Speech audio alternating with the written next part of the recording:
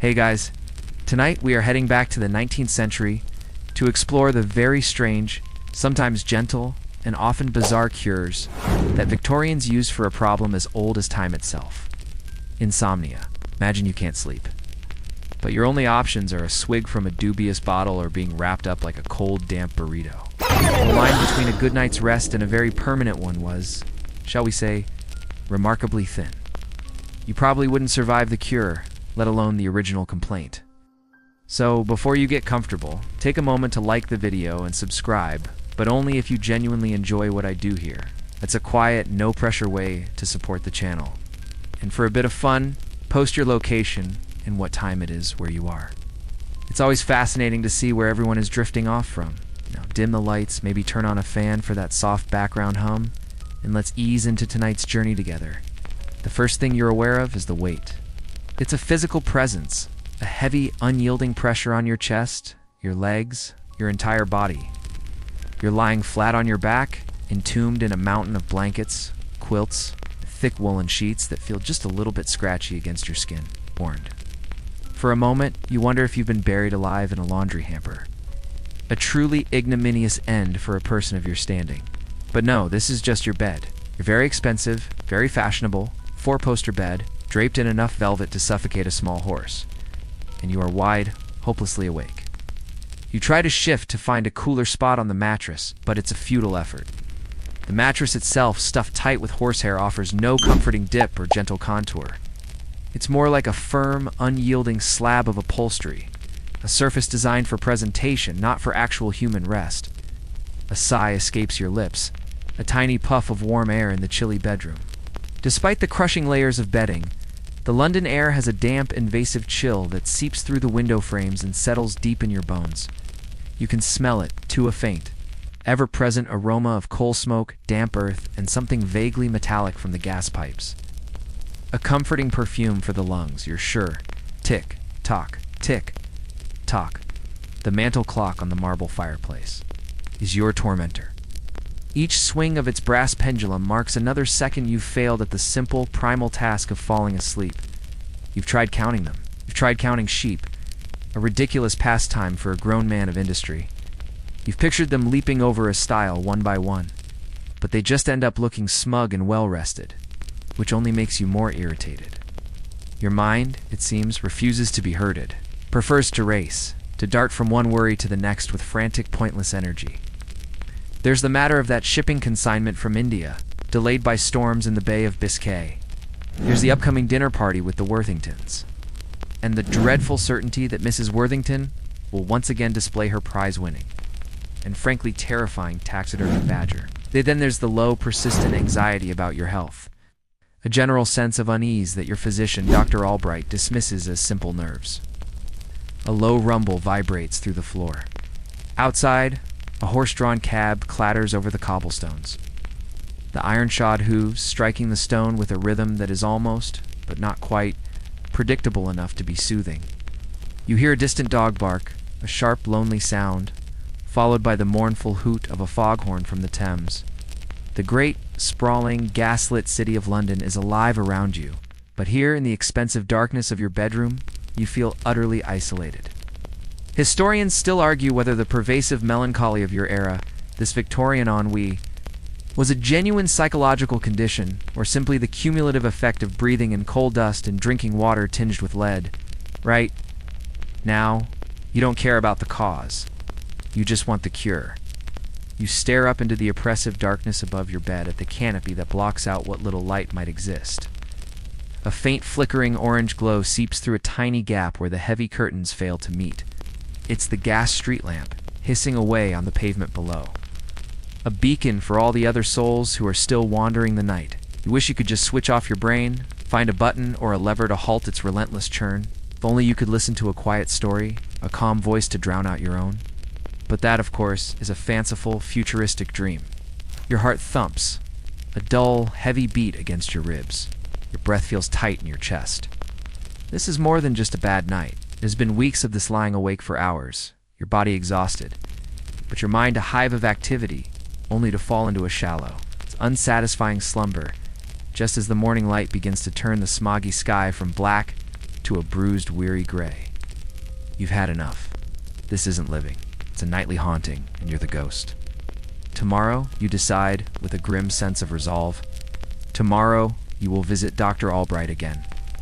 And this time, you will not be dismissed with a pat on the hand and a recommendation for more bracing walks. This time, you will demand a solution, cure, a modern, scientific remedy for this most modern and scientific of afflictions. You need sleep, proper sleep, and you're willing to try almost anything to get it. The morning dawns not so much with light, but with a change in the texture of the darkness. The gloom outside your window softens from an inky black to the color of weak, milky tea. True to your resolve, forged in the sleepless furnace of the night, you find yourself dressed and out on the street before the morning rush has reached its peak. The air is thick with the smell of damp coal smoke, horse manure, and fresh bread from a nearby bakery. A combination that defines the very essence of a London morning. You hail a hansom cab, the driver looking down at you with an impassive expression, and give him the address of Dr. Albright's practice on a respectable but not overtly fashionable street. The journey is a jumble of sensations, the rhythmic clop of the horse's hooves, the gentle swaying motion of the cab, the fleeting glimpses of a city waking up, a milkmaid with her pails, a street sweeper attacking the grime of the previous day, a line of clerks marching purposefully towards their offices. You feel a profound sense of detachment from it all, as if you're watching a play from behind a pane of thick, smudged glass. The fatigue from your restless night sits like a lead weight behind your eyes. Dr. Albright's consulting room is exactly as you remember it, dark, imposing, and smelling faintly of carbolic soap and old leather. Bookshelves groan with the weight of medical texts bound in somber shades of brown and green. A human skeleton, nicknamed Arthur by the doctor's long-suffering wife, grins silently from one corner. In a glass-fronted cabinet, an array of polished steel instruments lies neatly arranged on a velvet cloth. They glint in the weak light from the window, their purpose unsettlingly vague. One of them looks suspiciously like a very elaborate corkscrew, and you make a mental note not to ask what it's for. Dr. Albright himself enters from a side door, wiping his hands on a towel. He is a man built of stout, reliable angles, with magnificent gray sideburns that seem to command respect all on their own. He greets you with a clipped, professional good morning and gestures for you to sit. You launch into your tale of woe, describing the endless nights, the racing thoughts, the weight of the blankets you remember from just hours ago, the torment of the mantel clock. The doctor listens patiently, his fingertips steepled together, his expression neutral. He nods, utters a few thoughtful HMS, and when you're finished, he leans back in his chair. A classic case of nervous irritation, he proclaims, his voice calm and certain. Your brain, my dear fellow, is overstimulated. It is a common affliction in men of business. The pressures of commerce, the constant calculation, it excites the cerebral matter to a degree that is hostile to natural repose. You nod, feeling a sliver of hope. He understands. He sees the scientific nature of your problem. I assume, he continues, that your evening meal is substantial. You admit that it is. A good portion of roast beef, perhaps some potatoes, a slice of pie, and a glass of port is a standard affair. It seems a perfectly reasonable dinner. The doctor winces, a barely perceptible tightening around his eyes. Therein lies the problem, he says, as if he has just located the single, obvious source of all your troubles. The stomach and the brain are intimately connected by a network of sympathies. Stomach engaged in the heavy labor of digesting roast beef cannot allow the brain to achieve the placid state required for sleep. This is the root cause of your dyspepsia, which in turn excites your nerves.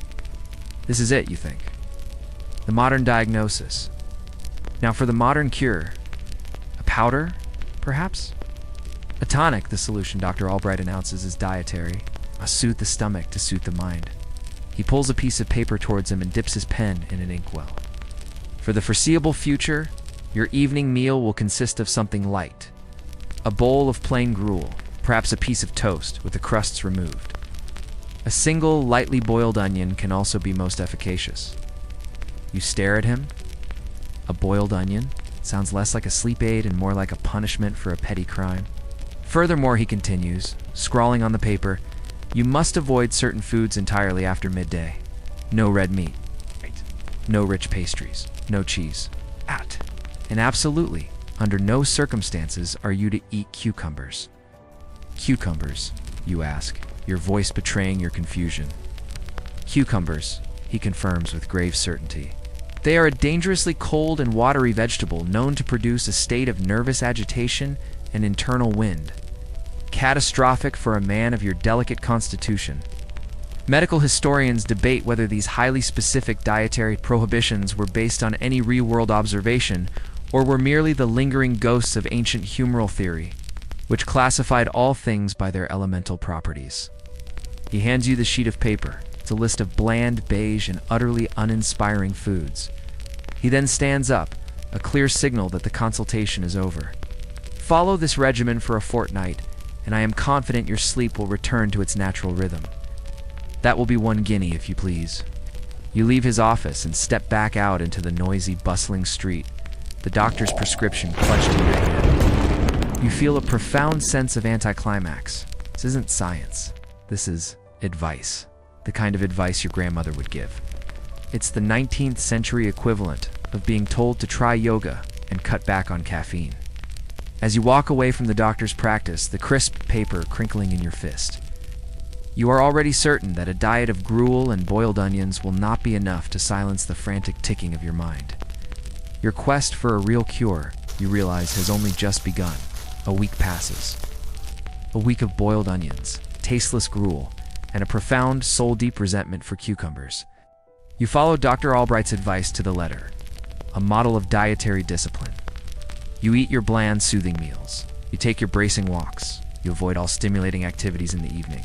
You lie awake every single night, your mind buzzing like a trapped fly in a jar, only now with the added misery of being hungry. The only thing the diet has cured is your faith in Dr. Albright. You are sitting in your study, the afternoon light struggling to pierce the London haze that clings to the window panes. A copy of the Illustrated London News lies open in your lap. But you aren't reading the articles about Gladstone's latest speech or the progress of a new railway line in India. Your eyes, gritty with fatigue, have drifted to the columns crowded with advertisements. It's a universe unto itself, a chaotic landscape of tiny print and bold proclamations, all vying for your attention and your shillings. Here, the promises are loud, confident, and absolute. There is no room for doubt or moderation. A soap that guarantees a complexion as pure as a baby's, a pomade that swears it can reverse baldness in a fortnight, a corset designed to improve not only a lady's figure, but also her moral character. It's a marketplace of miracles, and frankly, it makes Dr. Albright's sober prescription seem rather timid and unimaginative. Then, your gaze snags on an advertisement tucked between a notice for steel nib pens and one for a brand of fortified wine. The headline is simple, yet it seems to speak directly to the hollow space behind your eyes. Why suffer the nightly torment? Beneath it is a handsome woodcut illustration of a man sleeping peacefully in his bed, a beatific smile on his face. He is not crushed by blankets. He is not staring at the canopy. He looks blissful.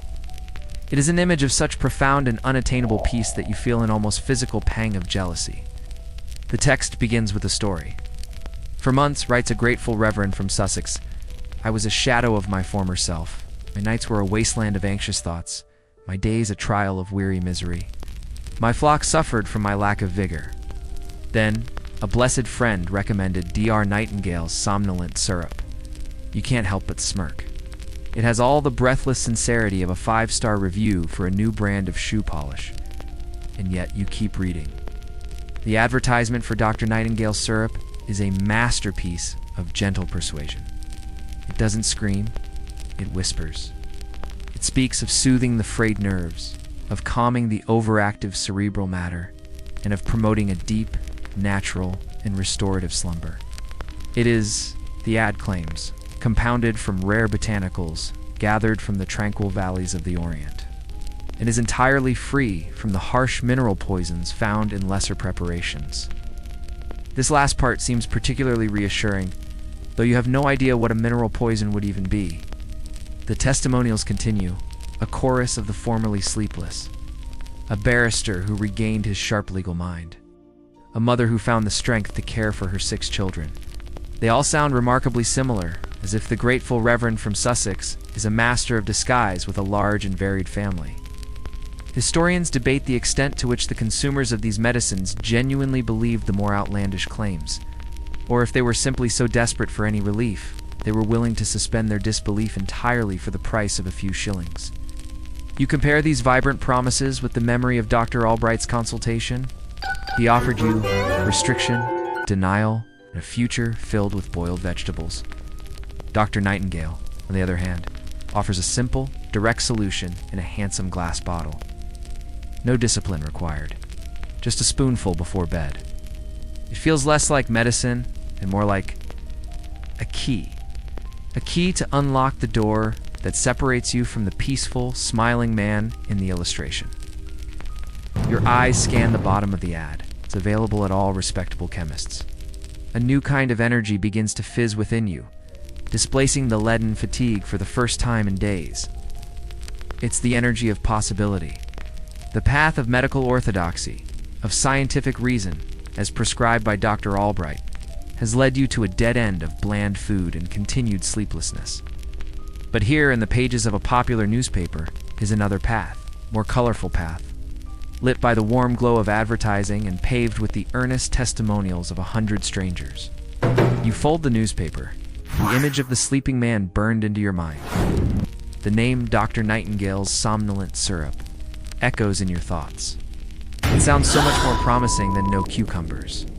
It sounds like progress. It sounds like hope in liquid form. Your brief, disappointing experiment with dietary discipline is officially over. You know where the nearest chemist is, and you know exactly what you'll be asking for. You will take your cure into your own hands.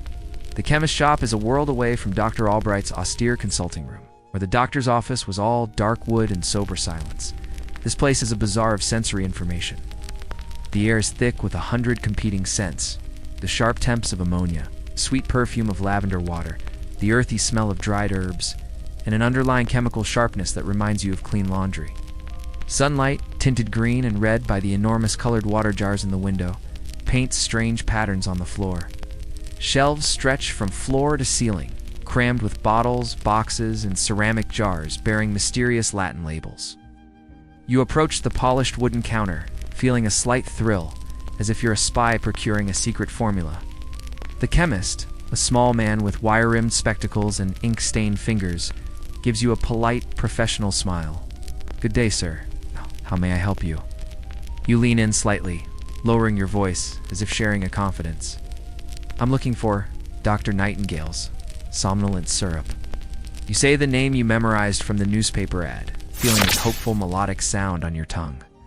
The chemist's smile doesn't falter. He simply nods, a knowing look in his eye. He's heard this request before, many times. "Excellent choice, sir," he says, turning to the crowded shelves behind him. "It's very popular. We can barely keep it in stock." Retrieves a bottle from a high shelf. It's made of dark brown glass, designed to protect its contents from the damaging effects of light, and sealed with a cork stopper. The label is just as handsome as it was in the newspaper, featuring the serene sleeping man and elegant curling script. He places it on the counter with a satisfying clink. There is no request for a doctor's note, no inquiry into your symptoms, no list of potential side effects longer than your arm. There is only the simple, clean transaction. This was a hallmark of the era. Laudanum, a tincture of opium dissolved in alcohol, was as common and unregulated as tea. Societal historians still debate whether the widespread, casual use of opium was seen as a genuine public health crisis at the time, or simply as a normal, acceptable part of daily self-medication, akin to taking an aspirin or drinking a coffee today. That evening, the bottle sits on your bedside table like a dark, promising monolith. The gas lamp is turned down low, casting long, dancing shadows across the room. The ritual feels significant. You uncork the bottle. A sweet, vaguely spicy scent wafts out cinnamon, perhaps, and something like anise. It's a pleasant, almost festive aroma. The label reads, 1 teaspoonful for an adult, 2 for a person of a more robust constitution. You pause for a moment, wondering if robust constitution is just a polite Victorian euphemism for being a professional whiner.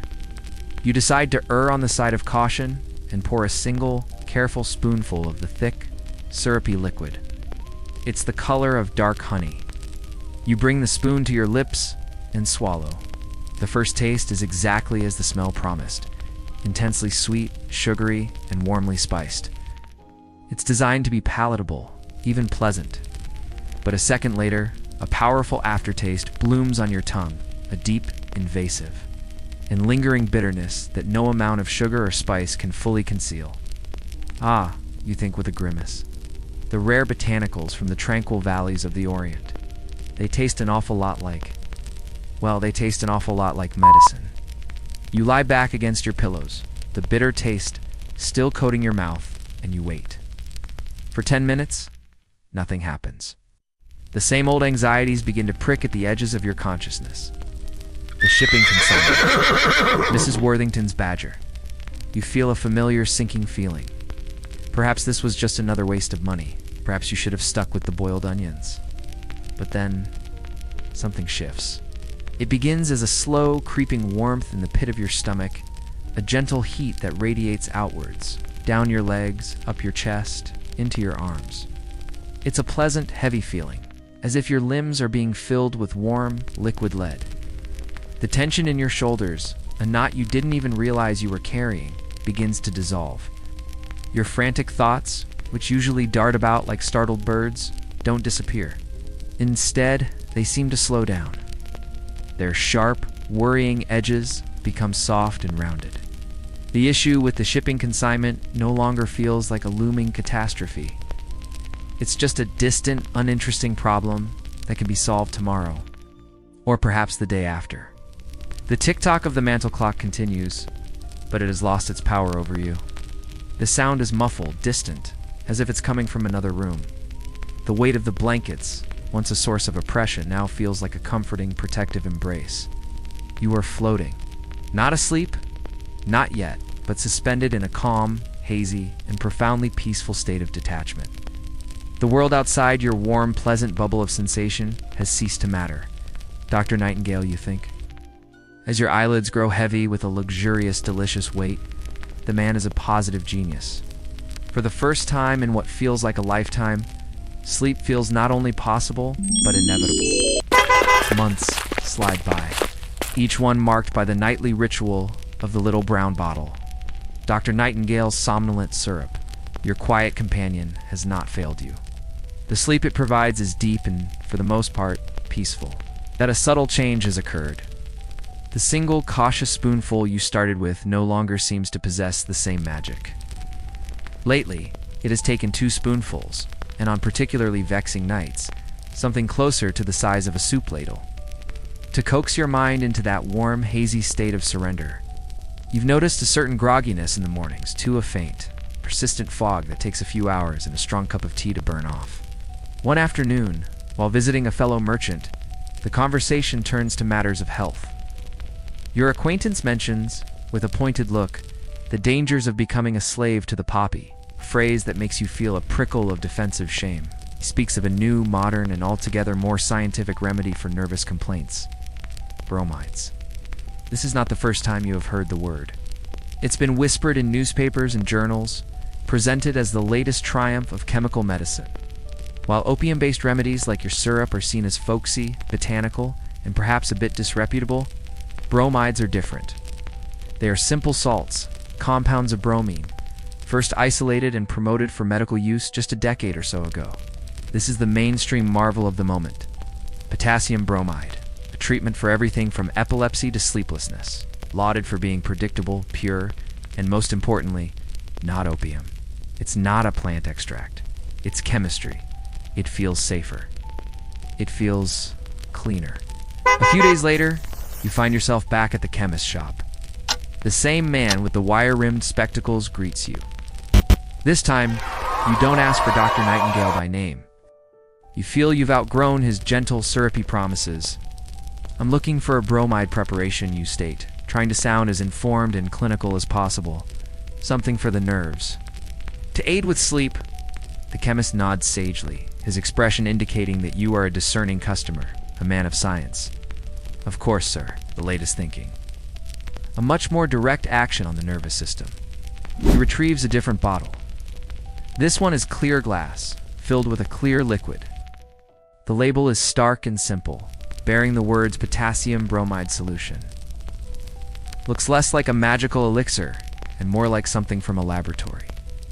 This, you think, is the modern equivalent of switching from a herbal supplement to a prescription pill, because it just feels more official. That night, you set the new, clear bottle next to the old brown one. It feels like a changing of the guard. The instructions are simple. A half teaspoon in a glass of water before retiring. You mix the solution. Fizzes slightly, and the water remains perfectly clear. There is no festive, spicy scent. It smells of nothing at all. You take a sip. The taste is faintly, unpleasantly salty. At least you muse. It's an honest taste, not like the cloyingly sweet bitterness of your old friend, the syrup. You lie in bed and wait. There is no slow, creeping, euphoric warmth this time. There is no gentle loosening of your limbs, no poetic softening of your worries. For a while you feel nothing at all, just the familiar thrum of your own mind and the salty aftertaste in your mouth. You begin to feel a pang of disappointment, a longing for the warm hug of the laudanum. And then the effect begins. It doesn't creep in, it descends. It's like a heavy soundproof curtain falling over your mind. Anxieties don't become distant and hazy, they simply vanish, switched off as if by a chemical lever. The ticking of the clock doesn't fade, just cease to care about it. It's a profound and almost unnerving quiet. It is not a feeling of peace or contentment, but an absence of all feeling. Your brain is not being soothed, it is being subdued. The next morning, you wake up feeling thick and slow. The fog is heavier than the one the syrup produced. You shave, you notice a small reddish spot on your chin, which you dismiss as an everyday blemish. You are unaware that this is a classic sign of Brahmism, a buildup of the salt in the body that could lead to a host of unpleasant side effects. But you did sleep. It was a heavy, dreamless, almost brutish slumber, but it was 8 uninterrupted hours. Historians of science argue about whether the medical community's rapid embrace of bromides was due to their actual efficacy or a collective desire for an alternative to the increasingly problematic social stigma attached to opium. You've found a new cure. It's cold, efficient, and scientific. It works. But as you stare at your own dull, placid reflection in the mirror, you can't help but feel that you've traded a warm, complicated, and slightly dangerous friend for a cold, effective, and strangely flattening chemical. The era of bromide is a gray, tasteless fog. The chemical does its job. It bludgeons your brain into a state of submission each night. But the cost is becoming apparent. We wake each morning feeling not rested, but simply absent. The world seems muted, as if you're experiencing it through a thick layer of felt. Your thoughts are slow, your wit is dull, and the strange. Acne-like rash on your shoulders, a classic sign of Brahmism, has proven stubbornly resistant to soap and water. The cure, you've come to realize, is just a different kind of illness. You've traded the sharp-edged torment of anxiety for the blunt, heavy cudgel of apathy. It is this profound sense of being chemically clogged that leads you to your next hope. You read a pamphlet, loaned to you by a colleague, extolling the virtues of the celebrated water cure. It speaks of flushing the system, of invigorating the spirit, of using nature's simplest element, water, and lots of it to restore the body's natural vitality. This isn't about adding a chemical, it's about washing the badness away. The idea lodges in your mind. This is the answer. You must be purified. And so you find yourself on a train rattling out of London. This is the age of steam, and the journey itself is a full-body experience. The rhythmic clatter of the wheels on the tracks is a constant hypnotic drumbeat. The hiss of the engine and the occasional mournful whistle are the sounds of progress, of escape. Through the soot-stained window, watch the familiar landscape of gray terraces and smoking chimneys blur and then dissolve, giving way to the impossibly green, rolling hills of the English countryside.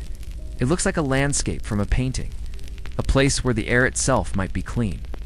You are heading to Malvern, a town that has become a veritable mecca for those seeking the water cure, a place where hydrotherapy establishments have sprung up like mushrooms after a rainstorm. You feel a flicker of something you haven't felt in months: anticipation. You have left your bottles behind, both the sweet, treacherous syrup and the cold, salty bromide. You're traveling towards a new philosophy of healing. Wonder idly what you should have packed. Is there a specific type of bathing costume required for this sort of thing? Or do they issue you a regulation-issue garment of suffering upon arrival? When you finally arrive in Malvern, the difference is palpable. The air doesn't just smell clean, it feels thin and crisp in your lungs, scoured of London's heavy, coal-dusted texture. The town itself is pristine, nestled in the green folds of the hills. There are no grimy warehouses or bustling, chaotic markets. There are handsome villas, grand hotels, and everywhere you look, people walking with a brisk, determined purpose. They stride along the paths, cheeks pink from the exertion, many of them clutching special large glasses from which they take periodic sips of water. They look vigorous. You wonder if this apparent good cheer is genuine, or simply a side effect of sustained, low-grade hypothermia. The entire town feels like a campus dedicated to the singular pursuit of health. Its atmosphere is one of disciplined optimism. Social historians question whether the undeniable success of these hydrotherapy spas was due to the actual therapeutic properties of water, or the powerful combination of a strict new diet, vigorous daily exercise, clean country air, and the potent placebo effect of an expensive and highly fashionable treatment. Your cab pulls up before the grandest establishment of them all, the Malvern Hydropathic Institution. It's an imposing stone building, more like a palace than a hospital, with a great arched doorway and rows of tall, gleaming windows. It sits on a hill, looking down on the town with an air of serene authority. This is where you will be staying. This is where you will be cleansed. As you step out of the cab, your trunk is handled by a porter, and you stand for a moment at the foot of the wide stone steps. You take a deep breath of the cool, clean air. It's a world away from the chemical-scented confines of the chemist's shop, a world away from the stuffy, velvet-draped prison of your London bedroom. You have abandoned the passive approach of swallowing a spoonful of something from a bottle. You are here to actively participate in your own recovery, to submit your tired, foggy body to the rigorous, chilling, and supposedly life-altering power of the water cure. A nervous energy buzzes beneath your skin. You are about to place yourself in the hands of the hydrotherapists, hoping for a baptism that will wash away months of chemical haze and sleepless nights. Your room at the Hydropathic Institution is a temple of Spartan simplicity. There are no heavy velvet curtains, no cluttered mantelpiece, no mattress stuffed for show rather than comfort. There is a simple iron frame bed, a small wooden wardrobe, a pitcher of water, and a single, unadorned window looking out onto the green rolling hills. The clean, minimalist aesthetic is meant to soothe the mind. But after a lifetime of London's comfortable clutter, it just feels empty. You don't have much time to contemplate the decor. Soon after you've unpacked, a knock comes at the door. It's not a soft, deferential rap, but a firm, no-nonsense summons. Your attendant has arrived. He is a large man, with forearms like oak branches and a placid, unreadable expression. He introduces himself simply as John and informs you that it is time for your first treatment. He is a bathman, one of the establishment's highly trained therapeutic attendants, and his job is to administer the cure. He leads you down a series of long, echoing corridors to the treatment wing. The air grows cooler here and smells strongly of damp linen and chilly, mineral-rich water. The room he takes you to is stark and tiled, more like a scullery than a place of healing. In the center of the room is a narrow cot, already laid with a formidable pile of thick, gray woolen blankets. John gestures to the cot. You'll need to disrobe, sir. Everything off? There is no screen for privacy, no pretense of modesty. You are a patient. He is the expert. This is science. You comply, feeling a draft snake around your ankles, and a profound sense of vulnerability. John leaves the room for a moment and returns with a large folded linen sheet. It is dripping. It's not just damp, but saturated with what you can only assume is ice-cold water from a deep, sunless well. He unfurls it with a snap. The wet fabric unfurls in the air, and you feel the chill of it from across the room. This, he explains, is the wet sheet pack, a cornerstone of hydrotherapy. It is designed to calm the nervous system and draw out the body's morbid heat and toxins. You lie down on the cot as instructed. Without further ceremony, John takes the frigid, sodden sheet and begins to wrap you in it. Ow. The initial shock is breathtaking. It's a violent, total-body cold that seems to suck the very air from your lungs. Every inch of your skin screams in protest. Your muscles seize, and an uncontrollable shiver racks your entire frame.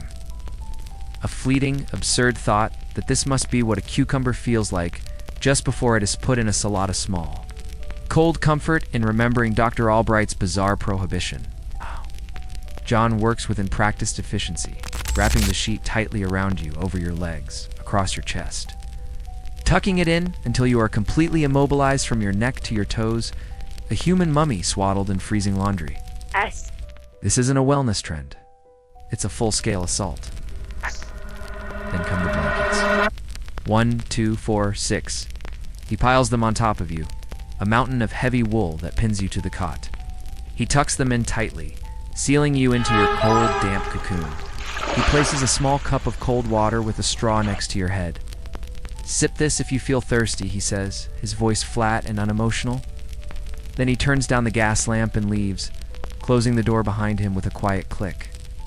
You are alone in the near darkness, bound, freezing, and shivering so hard your teeth rattle. This, you think, is madness. You have paid a significant amount of money to be tortured with wet linens. You long for the simple, predictable, chemical comfort of your laudanum, or even the dull, heavy piece of the bromide. But then, slowly, miraculously, a change begins. Your body, fighting desperately against the cold, is generating a furious amount of heat. The shivering, which had been a violent, rattling agony, begins to subside. A timid, hesitant warmth starts to glow deep within your core. Over the next half hour, this warmth expands, pushing back against the cold of the sheet. You are your own personal furnace, and you are winning the battle. Soon, the sheet is no longer cold. It is warm, and then it is hot. Your own body heat, trapped by the mountain of wool, has turned your damp prison into a personal steam bath. A new sensation begins. You start to sweat, profusely. The crisis, as the hydrotherapists call it, has been achieved. This was the entire point, to provoke the body into this state of artificial fever, forcing it to expel impurities through the skin. Physiological historians are still divided on whether the profound drowsiness induced by this process was a sign of therapeutic healing, or simply the body's response to the exhaustion of extreme temperature shock. All you know is that the anxiety that has plagued you for months is gone. Your mind is blessedly, completely blank. You are not worried about business or badgers or the state of your soul. Your entire consciousness is focused on the immediate, overwhelming physical reality of your situation. Hot, damp, and you are profoundly, deeply tired. A heavy, irresistible drowsiness descends. As you drift off into a sweat-soaked, dreamless sleep, your last coherent thought is that the water cure is the most miserable, comfortable, and bizarrely effective thing you have ever experienced. You return to London feeling like a new man. The weeks at Malvern, with its clean air, vigorous walks, and daily shocking immersions in cold water, have scoured the bromide fog from your mind and body. You feel clear-headed, energetic, almost virtuous. The problem is that London has not changed. It's still the same gray, smoky, and relentlessly demanding city. And your bedroom is still the same velvet-draped chamber of sleepless anxiety. The benefits of the water cure, you quickly discover, are not easily transportable. The entire system relies on a controlled environment, a team of stoic bathmen, and an industrial quantity of laundry. You briefly entertain the image of asking your butler, a man of immense dignity and composure, to wrap you tightly in a freezing wet sheet every evening before bed. You imagine his expression, a perfect blend of confusion and horror, before he would inevitably hand in his notice. The cure, as effective as it was in the country, is simply not sustainable in the city. And so inevitably, the old enemy begins to creep back. It starts with a single bad night, then two. The familiar race of thoughts returns, the weary vigil, the clock, watching. You refuse to go back to the chemicals, to the sweet poison of laudanum, or the dulling salt of bromide. You have been purified. You need a new path, something that addresses the mind itself, not just the body. It is at a rather dull dinner party that you find it. Fellow guest, a woman with a theatrical air, speaks in hushed, excited tones about her visits to a mesmerist. She talks of animal magnetism, an invisible fluid that connects all living things, and how a skilled practitioner can manipulate this fluid to soothe the nerves, cure ailments, and bring the mind into a state of perfect harmony. The others at the table shift uncomfortably, some smirking, but you are intrigued. It sounds ethereal. It's not about purging the body with water or subduing it with chemicals. It's about tuning the mind. It's the Victorian equivalent of hearing someone talk about realigning your chakras. And for a man who has tried everything else, it sounds just plausible enough to be worth a try. The mesmerist you find does not operate from a clinical office. His practice is in his own parlor, in a respectable but dimly lit terrace house. The room is a masterpiece of calculated atmosphere. Heavy damask curtains block out the afternoon sun, plunging the space into a perpetual twilight. The air is thick with the scent of sandalwood incense. Strange charts of the cosmos hang on the walls, and a large, polished crystal sits on a central table. It is less a place of medicine and more a stage for a mystery. The mesmerist himself, a Mr. Corvus, fits the part perfectly. He is a tall, slender man with piercing dark eyes and long, elegant fingers. He doesn't speak of your nervous constitution or toxins. He speaks of the flow of your vital fluids and the disharmony between your corporeal and ethereal selves. He has you sit in a large, comfortable armchair. He doesn't ask you to disrobe or drink anything. He simply sits opposite you, his gaze intense. It's a sleepless state, he says in a low, sonorous voice, is merely a symptom of a blockage. Your magnetic fluid is agitated, unable to find its natural, restful course. We must gentle it. We must guide it. You are deeply skeptical, but you are also very tired, so you play along. He instructs you to breathe slowly and deeply, and to fix your gaze upon the crystal on the table.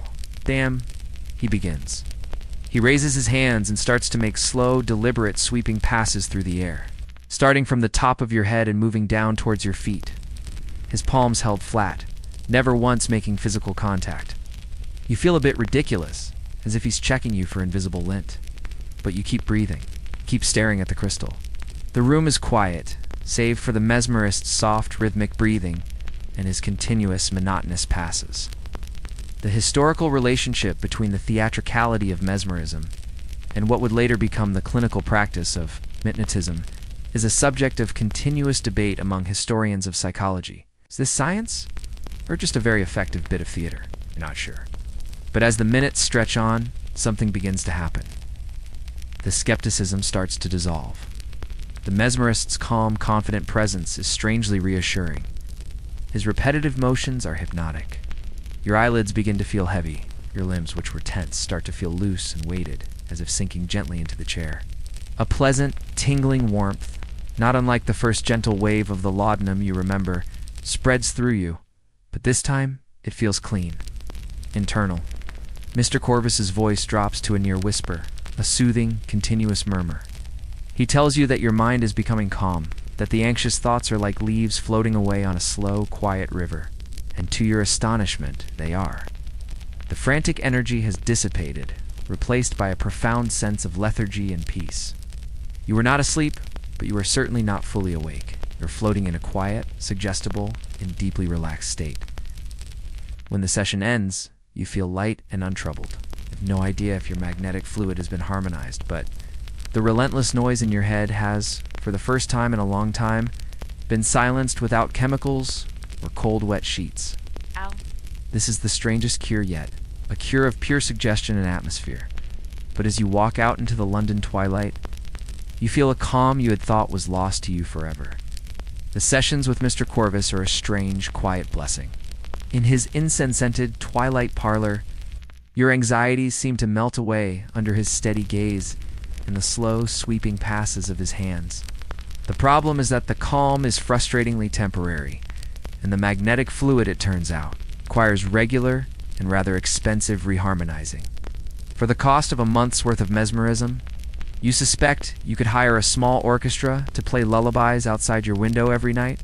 Furthermore, there is a certain social awkwardness to it. Admitting you visit a mesmerist is like admitting you consult fortune tellers. It's not something a rational man of industry and science readily broadcasts. You find yourself craving the effect of the treatment that deep. Vibratory combat, without the theatricality and the dependence on Mr. Corvus's personal charisma. You want a solution that is modern, scientific, and, most importantly, something you can control yourself in the privacy of your own home. Your wish is answered, as so many are in this age of invention, by an advertisement in a popular scientific journal. It's not for a syrup or a spa, but for a machine. The page is filled with detailed engravings of gears, pistons, and leather-clad furniture, promising a new era of health through technology. This is the Industrial Revolution brought into the drawing room, a mechanical solution for a problem of the spirit. The idea of a machine that can literally shake the anxiety out of you is deeply appealing. It's tangible, it's progress. You find the showroom for these devices in a bright, modern-looking building near the city center. The moment you step inside, you're hit by the clean. Sharp smell of machine oil and something that reminds you of a lightning storm ozone. The room is filled with the most bizarre contraptions you've ever seen.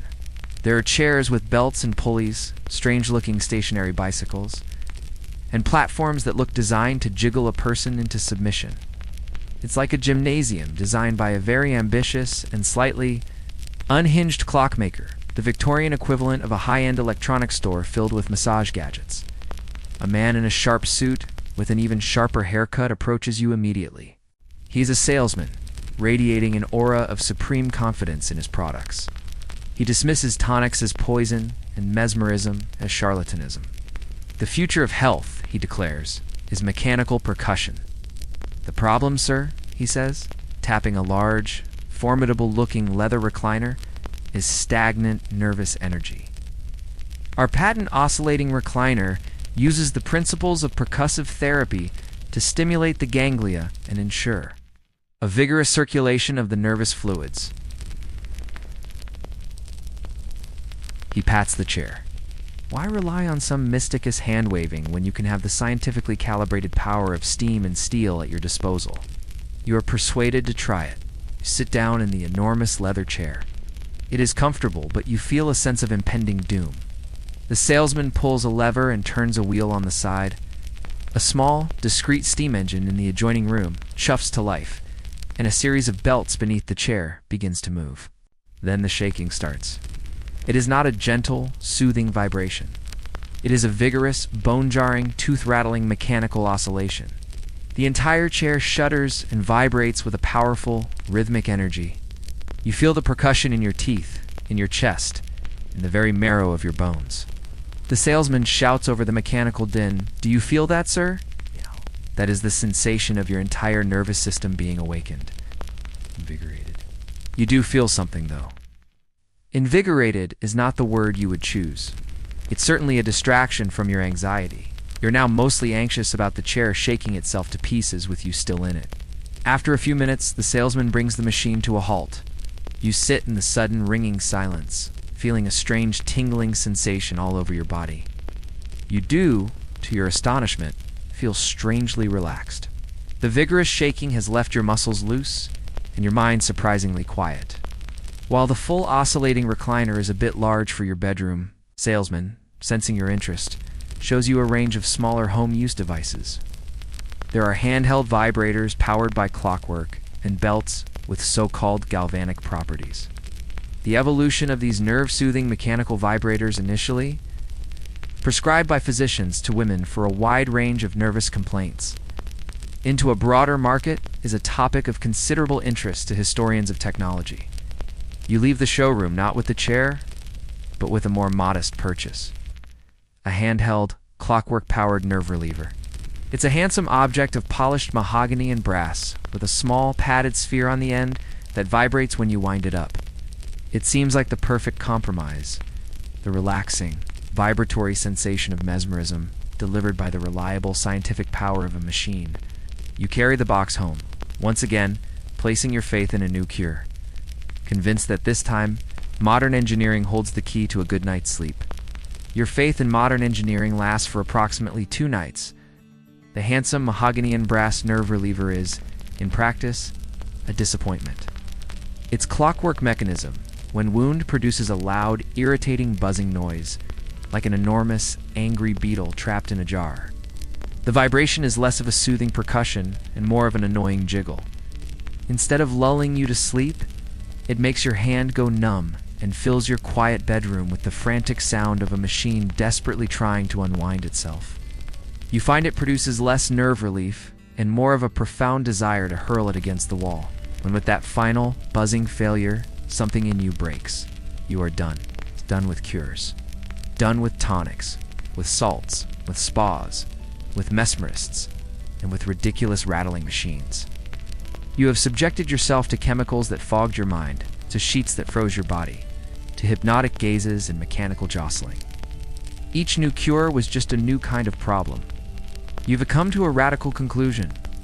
Perhaps the issue isn't a lack of a proper cure, but the presence of London itself. The decision, when it comes, feels less like a plan and more like a surrender. You will not seek a new doctor or a new device. You will simply leave. You arrange to lease a small furnished cottage in the countryside for a month, a place with no chemist, no hydrotherapy institution, and, with any luck, no messengers for miles around. The journey feels different this time. You are not traveling with the hopeful anxiety of a patient seeking treatment. You are a refugee, fleeing the noise and the smoke and the relentless grinding energy of the city. You arrive at a small stone cottage with a thatched roof and a garden overrun with wildflowers. The air smells of damp earth, cut grass, and the faint, sweet scent of honeysuckle. The first night is unnerving. The silence is the loudest thing you've ever heard. In London, the night is a symphony of distant soundscapes, shouts, foghorns, the low hum of a million lives being lived. Here, the silence is absolute, profound, and so deep it feels like a physical pressure against your eardrums. It's the 19th century equivalent of the Wi-Fi going out. You're really not sure if it's a blessing or a sign that the world has ended. You lie awake, not from anxiety, but from the sheer, unfamiliar emptiness of the soundscape. But you don't resort to a cure. You just lie there, and eventually you sleep. Your days fall into a pattern devoid of pattern. There is no regimen. There are no appointments. You wake when the sun, not the sound of the milk cart, wakes you. Your main activity is walking. You follow rambling paths through ancient woods, the air cool and smelling of pine. You walk across open fields, startling sheep who look up at you with an expression of mild, untroubled indifference. You conclude that their secret to a stress-free existence is having a brain, the size of a walnut, and a daily schedule that consists entirely of eating and looking unimpressed. You spend an entire afternoon engaged in the fashionable new hobby of fern collecting, or pterodomania, searching for different varieties in the damp, shady corners of the woods. It's a pointless, engrossing task, and for hours, you think of nothing but the shape of leaves. This was a core tenet of the Victorian romanticization of the countryside. The belief that pure, simple, natural pursuits could restore a soul corrupted by the city. Cultural historians debate whether this return to nature was a genuine antidote to the ills of industrialization or merely a pastoral fantasy accessible only to the wealthy who could afford such an escape. You sit by a babbling brook, watching the light dapple on the water. You eat simple meals of bread, cheese, and fresh apples bought from a local farm. The food tastes more real, more substantial than anything you've eaten in years. Slowly, almost imperceptibly, the change happens. Your mind, for so long a frantic hive of activity, begins to quiet down. The constant low-grade hum of urban anxiety fades, replaced by a simple awareness of your surroundings. You are not trying to fall asleep anymore. You just get tired, genuinely physically tired from walking for miles in the fresh air. One night, about a week into your stay, you lie down in bed, your body aching pleasantly from a long walk, and you fall asleep almost instantly. You sleep through the entire night, a deep, dreamless, uninterrupted slumber. You wake the next morning to the sound of birdsong, feeling a sense of rest so profound and complete that it feels like a foreign country. You'd forgotten this was possible. There was no trick. There was no secret formula in a bottle, no special technique, no clever machine. The cure, it seems, wasn't a thing to be administered at all. It was simply a place without noise, without smog, without pressure, and without the endless, exhausting search for a solution. You return to London a changed man, carrying the quiet of the countryside within you like a fragile, precious souvenir. You make a conscious effort to preserve it. You simplify your dinners, resisting the heavy, rich foods of your past. You walk in the park each evening, a pale imitation of your long country rambles, but an effort nonetheless. You find, to your quiet astonishment, that for the most part, it works. The profound, natural sleep you rediscovered in the cottage follows you back to the city. Your quest is no longer a desperate, frantic search for a cure. It has become a calmer, more philosophical inquiry. Having experienced both the torment of sleeplessness and the bliss of rest, you are now fascinated by the meaning of it all. It is this curiosity that leads you, one afternoon in a dusty old bookshop, to a small, slim volume with a stern, unadorned cover. The title reads, "On Sleep and the Moral Government of the Mind." You buy it, take it home, and settle into your study to read. This is not a medical text. It does not speak of nerves or humors or dyspepsia. It speaks of character. It speaks of the soul. The author, a stern-sounding clergyman, argues that insomnia is not a disease of the body, but a sickness of the spirit. It is, he writes, the direct result of a life lived improperly. It's a good man, the pamphlet declares, the man of simple faith. Honest industry and a clear conscience meets his pillow as a friend. His sleep is deep and untroubled, a nightly reward for a day well lived. This was the core of Victorian sleep morality. Good sleep wasn't just healthy, it was evidence of a virtuous life. You read on, a growing sense of unease prickling at you. But the man of excessive ambition, the text continues, the man whose mind is a constant ledger of profits and losses, whose heart is agitated by envy and social climbing, finds no such peace. His mind, a turbulent sea of worldly cares, cannot be stilled. He has barred the door to natural repose, for his soul is a stranger to tranquility. The words feel like a direct accusation. The author is describing you, or at least, the man you were just a few months ago, lying awake, and tallying up worries about shipping consignments and dinner parties. This stern little book reframes your suffering not as an unfortunate affliction, but as a just and predictable consequence of your own moral failings. It's the 19th century version of a lecture on work-life balance, but with the added weight of potential damnation. The pamphlet then offers its prescription, which is of course entirely moral. It warns against reading exciting fictions before bed, especially sensational French novels, which inflame the passions and lead the imaginative faculties into dangerous, unwholesome territory. You can help but think that the author has clearly never been faced with the prospect of dining with Mrs. Worthington's taxidermied badger, an experience far more terrifying than any novel. The author goes on to provide some highly specific, quirky advice. He suggests that one should only think pure and placid thoughts in the hour before sleep, contemplating a peaceful landscape, a line of scripture, or a simple, noble deed. He even weighs in on sleeping positions, claiming that sleeping on one's back could encourage licentious and disorderly dreams, while sleeping on the right side was the proper, pious position for a Christian. You briefly imagine trying to enforce this, building a barricade of pillows to prevent an accidental, morally compromising roll onto your back in the middle of the night.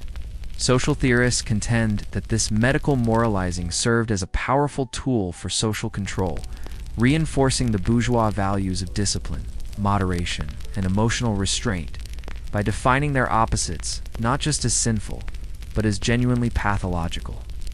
You put the little book down on your desk, the stern words echoing in your mind. You feel a strange mixture of indignation and recognition. The tone is preachy, judgmental, and simplistic, and yet you cannot entirely dismiss it.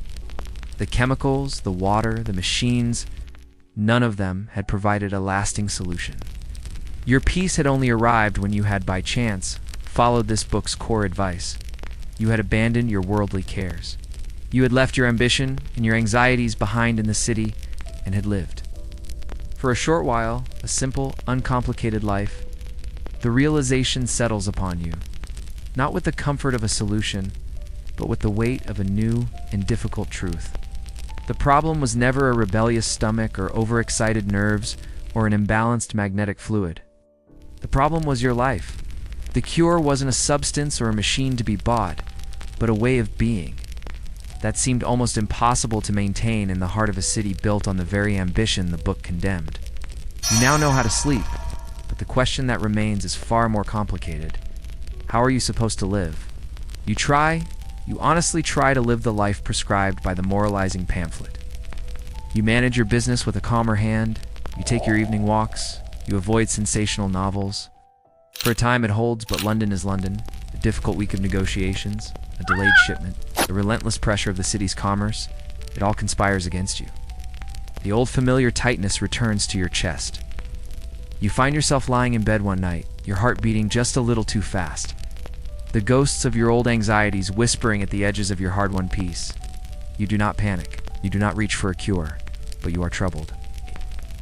It is at a dinner party a few days later that a new and entirely unexpected possibility presents itself. You are seated next to a retired army major who spent 2 decades serving in India. He is a man full of stories about tiger hunts and tropical diseases. The conversation turns to the strange botanicals of the East. Opium is a fool's game, the major says, swirling the wine in his glass. The natives know that. The real prize is the hemp, cannabis indica. He says the name with a certain reverence. The physicians out there are just beginning to understand it. They make a tincture from it. It can quiet a man's mind like nothing else, without the heavy, brutish fist of the poppy. He describes its effects, not as a simple sedative, but as something more peculiar, more interesting. He talks of a gentle loosening of time, a calming of the spirit. The idea is intriguing. This doesn't sound like a grubby patent medicine or a cold clinical salt. This sounds like an exotic, sophisticated botanical, a treasure from the furthest reaches of the empire. It feels less like a medicine and more like an exploration. You find yourself wondering what Dr. Albright would have made of it. It would surely have been on his forbidden list, probably somewhere next to cucumbers. Your curiosity piqued. You visit a large, well-respected chemist the next day. You ask, in a low voice, if they stock a tincture of Indian hemp. The chemist, a serious-looking man, simply nods and retrieves a small, dark green bottle. The label reads, "Tincture of cannabis indica." The liquid inside is a dark, murky green, almost black, and when you uncork it later to examine it, it has a powerful, pungent, and deeply unfamiliar herbal smell. Medical historians note that the legal status of cannabis at this time was identical to that of any other medicine. Its eventual prohibition was a complex 20th century story, rooted as much in social fears as in medical science. That night, after a trying day, the temptation is too great. You feel a pang of guilt, remembering the stern warnings from the pamphlet against any form of indulgence. But this feels different. This is botany. This is science from the colonies. It's the Victorian equivalent of trying a new, experimental form of aromatherapy. You measure out a small dose into a glass of water as the chemist instructed. The water turns a cloudy, unappetizing green. You drink it down. The taste is strong, earthy, and resinous, like licking a strange plant. You lie in bed, waiting.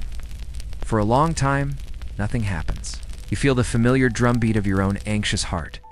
But then, a subtle shift occurs. The pattern on your wallpaper, a swirl of ivy you've looked at 1,000 times, seems to deepen. The colors become richer. You can appreciate for the first time the artist's craft in each individual leaf. You find it utterly and profoundly fascinating. This is nothing like the other cures. Laudanum was a warm, heavy blanket, tucking you in. Bromide was a switch, turning the lights off in your head. This is something else entirely. It's as if a door has opened into a different room in your own mind. Time begins to feel elastic. A minute might stretch out for what feels like an age. The ticking of the clock is no longer a tormentor, but a curious, complex piece of music. Your thoughts, instead of racing in anxious, repetitive circles, begin to meander down strange and pleasant side paths. You spend what feels like a delightful hour contemplating the life story of the tassel on your velvet curtain. There is no euphoria, no blissful haze. There is just a gentle, slightly absurd, and deeply engaging sense of wonder. The anxieties that plagued you haven't been silenced or suppressed. Your attention has simply been drawn elsewhere, captivated by the mundane details of your own room. You fall asleep eventually, not because you have been chemically sedated, but because your mind has been so thoroughly and pleasantly entertained that it is simply tired. It is the most peculiar night you have ever had, and as you drift off, you have to admit that you have found a cure not only for your insomnia, but for your boredom as well. Your time with the Indian hemp tincture is a strange, unpredictable romance. Some nights, a small dose sends you on a gentle, meandering journey through the fascinating landscape of your own wallpaper. Other nights, the same dose does almost nothing, leaving you simply tired with a peculiar taste in your mouth. On one memorable occasion, a slightly larger dose made you feel a profound sense of paranoia, convincing you that your mantle clock was judging your life choices. It's like having a business partner who is a creative genius one day and spends the next day convinced the mailman is a foreign spy. The tincture is interesting, certainly, but it is far too whimsical to be reliable. You crave consistency. You are a man of industry, of ledgers and timetables. You want a cure that operates with the predictable efficiency of a steam engine, not the capricious moods of a strange plant. This desire sends you back to your chemist, the man of science with the wire-rimmed spectacles. You explain your frustration. You speak of the unreliability of botanical preparations, the variable potency, the unpredictable effects. The chemist listens, nodding with the sympathetic air of a fellow scientist who understands the frustrating messiness of the natural world. "I understand completely, sir," he says, a gleam of excitement in his eye. Right. Of crude plant extracts is coming to an end. Purity, precision. He turns away from the shelves of herbal tinctures and opens a locked cabinet behind the counter. The Germans have made a breakthrough. A new compound created in the laboratory. It is not extracted from a plant. It is built molecule by molecule. It is called chloral hydrate. He places a small, neat bottle on the counter. It contains not a dark, murky liquid, but clear crystals. This, he says, his voice full of reverence, is the very embodiment of modern science. Its effect is not a suggestion or a journey. It is a predictable physiological action. It is, to put it simply, a switch for sleep. The development of synthesized hypnotics like chloral hydrate marked a turning point in medical history, shifting the focus from managing symptoms with plant-based palliatives to directly and chemically controlling the body's core functions. This wasn't a folk remedy. This was a weapon against wakefulness. It was the first true sleeping pill. The idea of such precision after the wild ride of the hemp tincture is intoxicating. It's like being shown a digital clock after a lifetime of trying to guess the time from a sundial. That night, you prepare the new medicine as instructed, dissolving a small, measured dose of the crystals in a glass of water. It dissolves perfectly, leaving the water clear. There is no pungent herbal aroma, only a faint, sharp chemical scent. You drink it. The taste is bitter and slightly acrid, a flavor that is not trying to hide behind sugar or spice. It is the unapologetic taste of pure chemistry. You get into bed expecting the usual waiting period, the slow onset of effects. You are mistaken. The chloral hydrate does not creep in, does not soothe or persuade. It strikes. The effect is stunningly rapid. One moment, you are lying there thinking about the chemical taste in your mouth. The next, a profound and overwhelming heaviness descends upon your brain with the speed and force of a falling curtain. There is no warmth, no floating sensation, no sudden fascination with the tassels on your curtains. There is only a smooth, dark, frictionless slide into absolute unconsciousness. Your last coherent thought is a flicker of astonishment at its raw power. No romance. No mystery, just chemical obedience. This is the potent efficiency that would give chloral hydrate its notorious reputation as knockout drops. The active ingredient in a Mickey Finn, it doesn't guide you to sleep. It renders you unconscious, quickly and without negotiation. You sleep for 8 solid hours, a deep, dreamless void. You wake up abruptly, feeling as if you have been switched back on. There is a faint chemical residue on your tongue and a mild headache, but the groggy, foggy feeling of the other sedatives is absent. The drug's action was so clean, so total, that it left little trace, save for the unnerving blank space in your memory, where the night should have been. You sit on the edge of your bed in the morning light. You have finally found it, the perfect cure. A modern, scientific, reliable solution that delivers exactly what it promises. sleep on demand. But as you stare at the small bottle of crystals on your bedside table, you feel a chill that has nothing to do with the morning air. You have conquered insomnia with the brute force of chemistry, but the victory feels strangely hollow. You have traded the art of falling asleep for a simple, powerful, and slightly terrifying chemical transaction. The era of chloral hydrate is one of profound and unnerving efficiency. Every night, you partake in the simple, chemical transaction. You dissolve the crystals, you drink the solution, and you are switched off. Sleep is no longer a coy and fickle visitor. It is a reliable employee, summoned to work with a chemical command. You have, by all practical measures, solved your problem. But a new and stranger problem is beginning to emerge, not in the darkness of the night, but in the ordinary light of day. The world is becoming fuzzy at the edges. Your own mind, once a place of sharp, anxious clarity, now feels like a cluttered attic, full of the ghosts of every cure you've ever tried. Sometimes, in the middle of a business meeting, you'll feel it. A sudden, pleasant, floaty detachment, a warm and inappropriate wave of well-being. It is the ghost of Dr. Nightingale's syrup, the memory of that first opium haze. And you have to grip the arms of your chair to remind yourself where you are. There are times you'll catch a phantom scent in the air, the sweet, spicy, bitter aroma of laudanum, so real you look around for the source. Then there's the heavy blanket of the bromide, descends without warning. You'll be reading a letter, and suddenly the words will lose their meaning, becoming mere black squiggles on a page. A profound apathy will wash over you, a dull gray mood that tastes faintly of salt and copper. You find yourself staring into space, your mind a perfect, empty blank, before shaking yourself back to the present. The water cure has left its mark as well. The sound of a heavy rain against the window pane can make you feel a sudden, inexplicable chill. You find yourself avoiding bathtubs, preferring a quick wash from a basin. The memory of being wrapped in those cold, wet sheets is lodged deep in your muscles, a trauma of temperature your body has not forgotten. You are haunted. You are a walking museum of Victorian medicine. You're experiencing what historians of medicine call iatrogenesis, illness caused by the treatment itself. They debate the extent to which 19th century physicians were aware of the long-term cumulative effects of prescribing sequential, potent remedies, but you are living proof of the consequences. Your brain feels like it has too many tabs open, each one running a different failed wellness app from a bygone era. The strangest manifestations occur in your dreams. The chloral hydrate gives you dreamless, void-like sleep. But in the moments just before it takes full effect, your mind puts on the most peculiar theater. One night you dream you are back at the hydrotherapy spa, but the bathman John has the piercing eyes of Mr. Corvus, the mesmerist.